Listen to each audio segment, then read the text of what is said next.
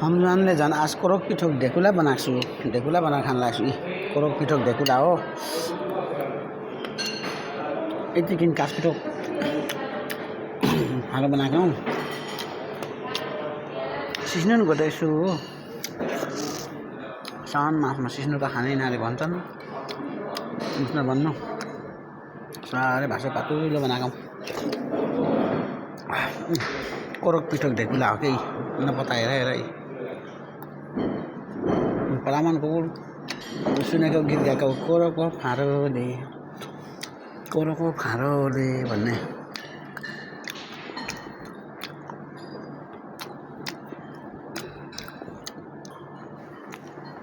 माथिबाट ओखरको घाँची हालेँ बनाएको